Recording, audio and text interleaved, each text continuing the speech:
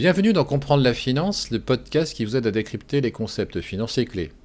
Aujourd'hui, on va répondre à une question fondamentale. Pourquoi une entreprise rentable peut-elle manquer de trésorerie? Et pourquoi une entreprise déficitaire peut parfois générer du cash? La réponse tient en une seule équation, simple, redoutablement efficace. Le point de départ, la performance qui génère du cash. Le résultat comptable n'est pas du cash. Pour comprendre la trésorerie, il faut repartir d'un indicateur qui mesure la performance opérationnelle réellement génératrice de liquidité. Cet indicateur, c'est l'EBITDA cash. Autrement dit, la performance de l'activité, débarrassée des effets purement comptables et des éléments qui ne génèrent pas de flux de trésorerie. Aujourd'hui, on ne va pas redéfinir l'EBITDA cash en détail. Je l'ai déjà abordé dans l'épisode 2 et je vous invite à vous y référer si besoin. Ici, on va simplement l'utiliser comme point de départ logique pour comprendre la formation du cash. Le chaînon décisif, la variation du besoin en fonds de roulement. Deux entreprises peuvent afficher le même EBITDA cash et pourtant voir leur trésorerie évoluer dans deux directions opposées. Pourquoi? À cause de la variation du besoin en fonds de roulement. Le BFR, c'est l'argent immobilisé dans les stocks, les créances clients, moins les dettes fournisseurs. Mais attention, ce n'est pas son niveau qui compte, c'est sa variation. Un BFR stable n'impacte pas la trésorerie. Un BFR qui augmente induit une consommation de cash. Un BFR qui diminue conduit à une génération de cash. La trésorerie réagit aux variations du BFR, pas à son montant. L'équation fondamentale du cash opérationnel. On peut maintenant poser l'équation centrale de l'épisode. Cash opérationnel est égal à l'EBITDA cash plus ou moins variation du BFR. Lecture simple, si le BFR augmente, on soustrait. S'il diminue, on ajoute. C'est cette équation qui explique l'essentiel des incompréhensions sur la trésorerie. Prenons quelques exemples concrets.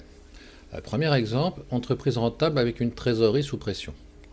EBITDA cash fait 100. La variation de BFR augmente de 40, donc ça donne un cash flow opérationnel de 60. L'activité est rentable, mais elle consomme du cash pour financer sa croissance. Deuxième exemple, une entreprise rentable avec une trésorerie en hausse.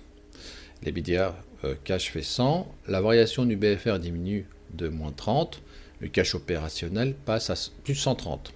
Alors même performance, mais une meilleure gestion du cycle d'exploitation. Troisième exemple, entreprise déficitaire, mais cash positif. Alors l'EBITDA cash fait moins 50, la variation du BFR diminue de moins 70, donc le cash opérationnel passe à plus 20. Oui, une entreprise peut perdre de l'argent et générer du cash, souvent de façon temporaire bien évidemment. Comment optimiser son BFR? Optimiser son BFR, ce n'est pas faire de la finance, c'est piloter son activité au quotidien. Le BFR repose sur 3 leviers opérationnels. Le premier, les clients. Réduire les délais de paiement, facturer plus vite, sécuriser les encaissements. Chaque jour de délai en client en moins, c'est du cash libéré. Deuxièmement, les stocks. Éviter la surproduction. Réduire les stocks inutiles ou dormants. Mieux aligner achats et ventes. Un stock mal maîtrisé, c'est du cash immobilisé sans rendement. Troisièmement, les fournisseurs.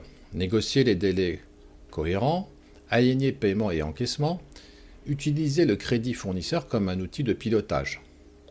Du coup, optimiser le BFR, ce n'est pas presser un seul levier, c'est trouver l'équilibre entre les trois. Alors les points essentiels, c'est une baisse du BFR, améliore la trésorerie immédiatement, mais ce levier est souvent temporaire.